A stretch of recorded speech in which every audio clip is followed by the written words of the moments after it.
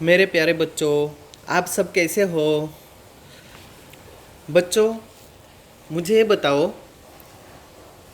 कि अभी बच्चों कौन सा सीज़न चल रहा है? तो बच्चों, अभी कौन सा सीज़न चल रहा है? अभी बारिश का सीज़न चल रहा है। कौन सा सीज़न चल रहा है? बारिश का सीज़न चल रहा है। तो बच्चों, बारिश में किसान क्या करते हैं? तो बच्चों, बारिश में किसान क्या करते हैं? खेती करते हैं। क्या करते हैं? खेती करते हैं।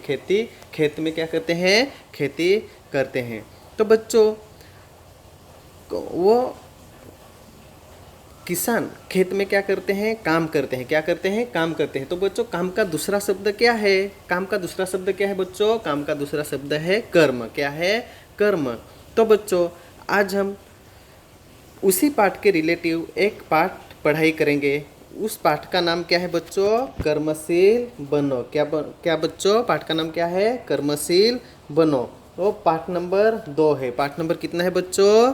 2 है। तो चलिए बच्चों, हम आज कर्मशील बनो इस पाठ के बारे में पढ़ाई करते हैं। तो बच्चों, कर्मशील बनो इस पाठ के लेखक का नाम है स्वेट मार्टन। कर्मशील बनो पाठ, इस पाठ के लेखक कौन है बच्चों? कौन है बच्चों? Sweat Marton. लेखक कौन है? Sweat Marton. तो बच्चों, इस संसार में बहुत सारे लोग रहते हैं। हर व्यक्ति का रहन सहन अलग अलग होता है। हर व्यक्ति का रहन सहन कैसा होता है बच्चों? अलग अलग होता है। बच्चों, आप सभी ने देखा होगा कि कुछ लोगों के पास बहुत सारा धन दौलत पैसा प्रॉपर्टी है, तो कुछ लोगों के पास फूटी कौड़ी भी नहीं है। तो बच्चों, उनकी परिस्थिति बहुत ही गरीब की है। बच्चों, इस पाठ में, ये जो कर्मशील पाठ है, इस पाठ में बच्चों 2 आदमी रहते हैं। कितने आदमी रहते हैं? 2 आदमी रहते हैं। वो 2 आदमी बच्चों आपस में बात करते हैं। क्या करते हैं? आपस में बात करते हैं। एक आदमी मेहनती रहता है। कैसा रहता है? एक आदमी मेहनती रहता है, तो एक आदमी आलसी रहता है। एक आदमी कैसा रहता है बच्चों? आलसी रहता है। तो दोनों भाग्य के बारे में बात करते हैं। दोनों किसके बारे में बच्चों बात करते हैं? भाग्य के बारे में बात करते हैं।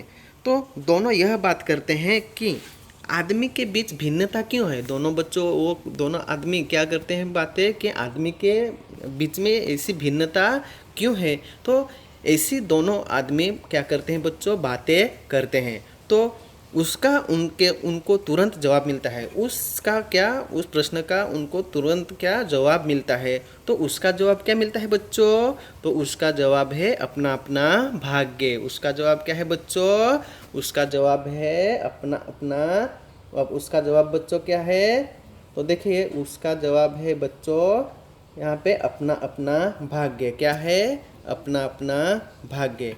तो बच्चों, यहाँ पे देखिए बच्चों, तो उसका जवाब है अपना अपना भाग्य। बच्चों, जो आलसी आदमी रहता है वो मेहनती आदमी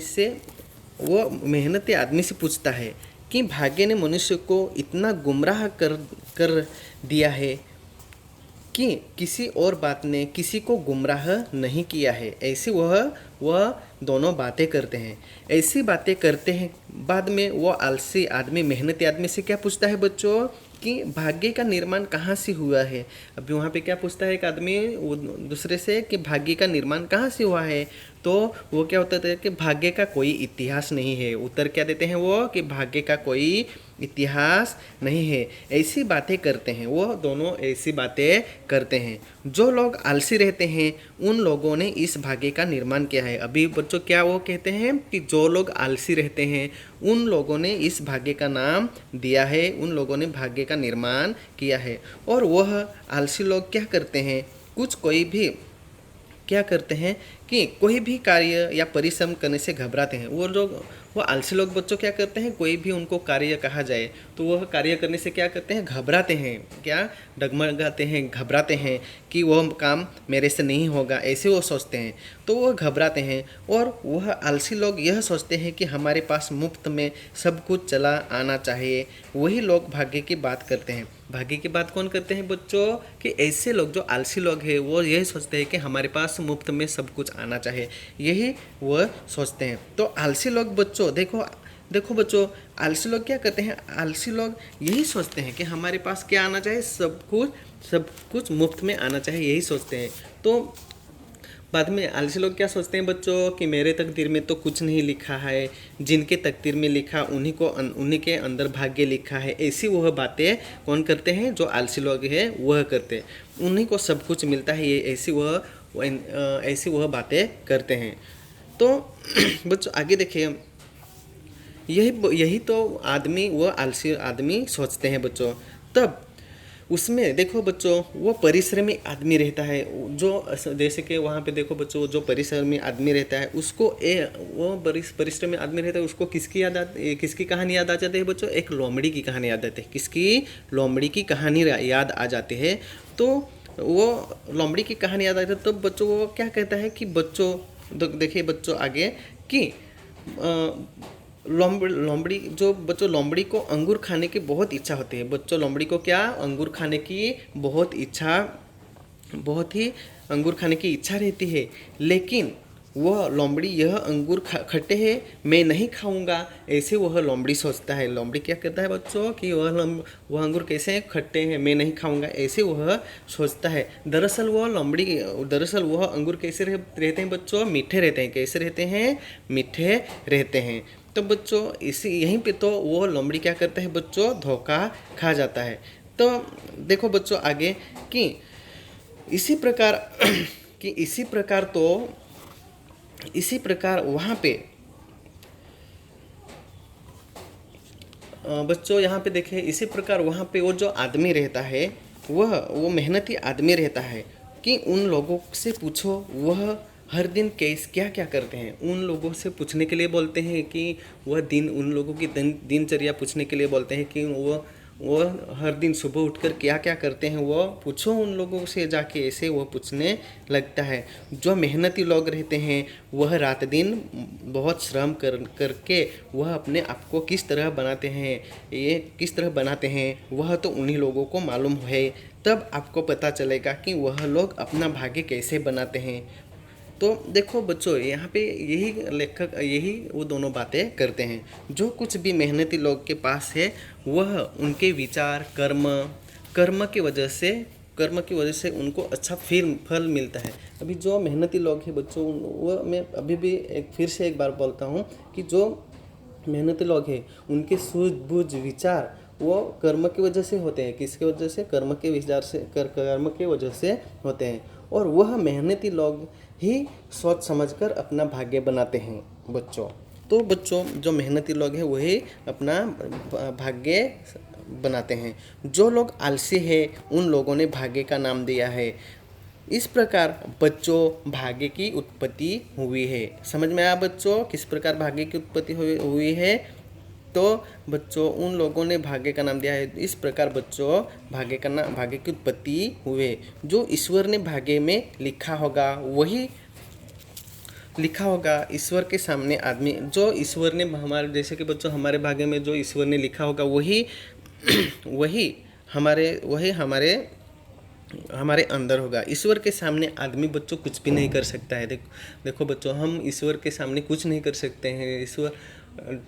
चाहो तो ईश्वर हमें कुछ भी कर सकते हैं, लेकिन ईश्वर को हम कुछ नहीं कर सकते हैं। सब कुछ किसका चलता है बच्चों? ईश्वर का ही चलता है। किसका चलता है? ईश्वर का ही चलता है। यही बच्चों हमें याद रखना है। बच्चों लेखक स्वेट मार्टन ने कहना चाहते हैं कि भाग्य जो वह मनुष्य का सबसे बड़ा शत्रु है। भाग्य जो है वह मनुष्य का क्या है? सबसे बड़ा शत्रु है। वह भाग्य जो है मनुष्य को कुछ नहीं करने देता है।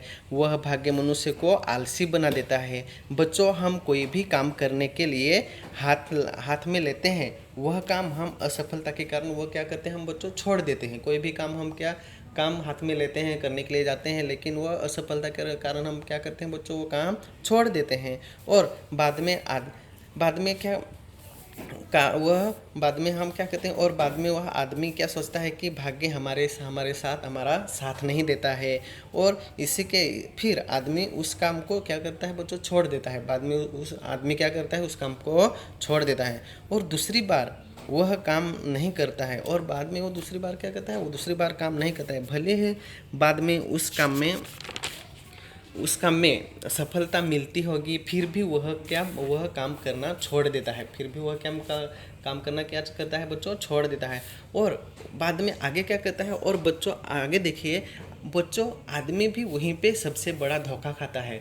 देखो बच्चों, हम भी ऐसे ही करते हैं, कोई भी काम करने के लिए बोलते हैं तो हम तुरंत काम नहीं करते हैं, और बाद में अफसोस होता, पछतावा हम लोगों को होता है कि अरे वो काम अगर मैं पहले से ही कर देता तो मेरा अच्छा हो जाता, ऐसे हम सोचते हैं, बाद में अफसोस हो जाता है। तो इसी तरह वो आलसी लोग था, आलसी आदमी था, वही ऐसे भी सोचता है।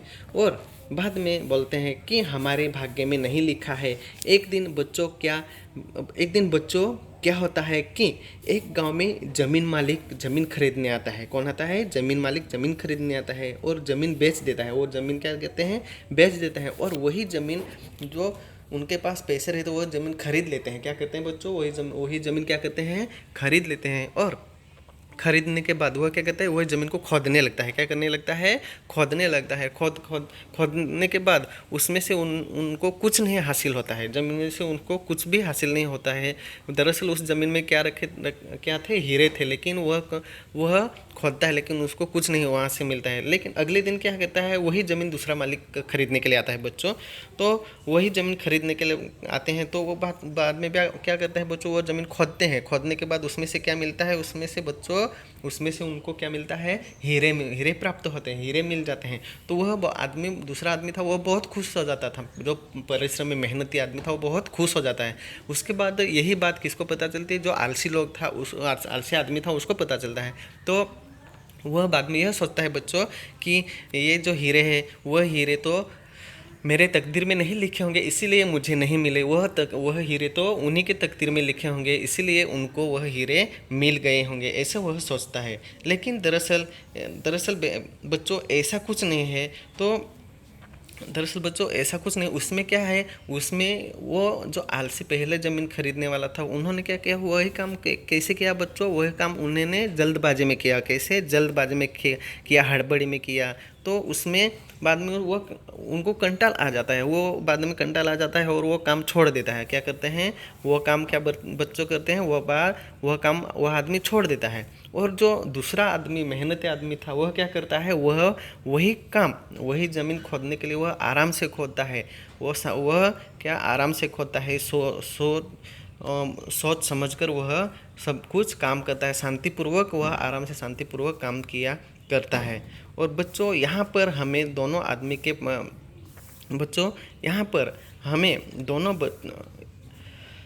आदमी के बीच क्या भिन्नता दिखाई देती है? कि दोनों आदमी के बीच हमें यह भिन्नता बच्चों दिखाई देती है कि हमें परिश्रम मेहनत दिखाई देती है। उन दोनों आदमी के बीच हमें क्या दिखाई? परिश्रम और मेहनत दिखाई देती है। तो बच्चों इस प्रकार की धारणाएं कौन सोचता है? बच्चों? जो आलसी लोग हैं वही इस प्रकार की धारणाएं सोचता है। तो वह परिश्रम आदमी बाद में आलसी आदमी से पूछता है। वह परिश्रम आदमी बाद में आलसी आदमी से पूछता है कि इसका प्रश्न आप खुद से करो। इसका प्रश्न आप क्या करो? खुद से करो कि भाग्य विधाता कौन है। आप इसका प्रश्न खुद आपसे करो कि भाग्य विधाता कौन है। तो बाद में वह विचार करने लगता है। क्या करने लगता है? विचार करने लगता है। कि इसके बाद विचार करने के बाद वह क्या कहता है बच्चों? कि वह विचार करोगे तो आपके अलावा वहाँ पे दूसरा व्यक्ति कोई नहीं दिखाई देगा आपको।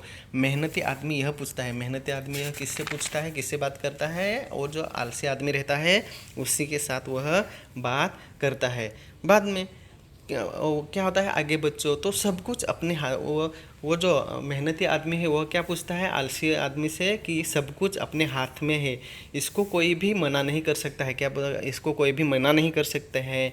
जो कुछ भी और जिस किसी भी दशा से गुजर रहे हैं वह हमारे कार्यों की परिणाम है। यह मेहनती आदमी आलसी आदमी से पूछता है। तो बच्चों यहाँ तक समझ में आया आप सभी को? तो